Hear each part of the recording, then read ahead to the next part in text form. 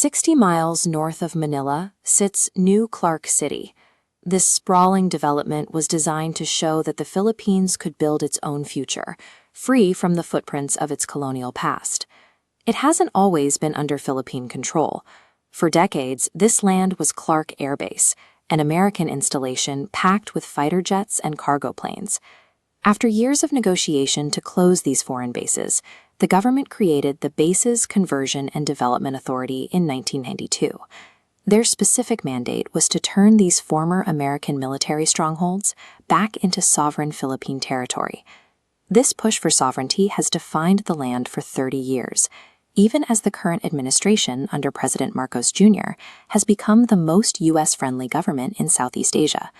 But recently, the U.S. State Department approached the Marcos government with a specific request. They wanted to carve out 4,000 acres of this reclaimed land for a new high-tech initiative. The United States was asking for control over the exact stretch of territory the Philippines spent decades working to take back. This map shows the 4,000-acre zone requested. The manufacturing hub would bypass local courts, governed entirely under U.S. common law. The proposal included diplomatic immunity for personnel, creating a legal firewall separating this zone from the rest of the country. The arrangement mirrors the concessions seen during the 19th century, where foreign powers held sovereign mini-states within other nations, operating outside the host country's laws. If granted, the request would establish a modern American pseudo-state operating on Philippine soil, exempt from Philippine jurisdiction. This strategy is officially the Pax Silica Initiative. The U.S. pitches it as a partnership between trusted allies to secure high-tech supply chains. The U.S. is pivoting.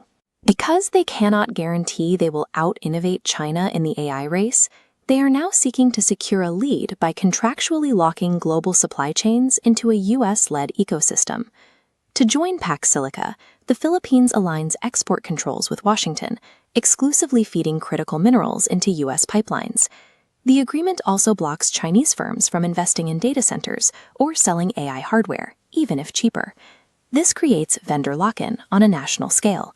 By signing on, a country loses the right to choose the best technology and is instead forced to choose the right flag.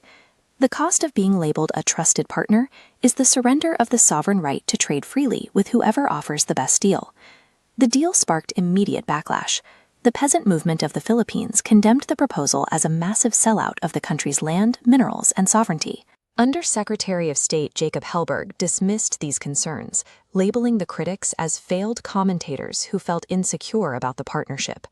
Many locals viewed the proposal through the lens of history. They saw a high-tech hub with diplomatic immunity sitting on a former airbase and saw the infrastructure of a new American military base. Following the outcry, the Philippine government took a stand.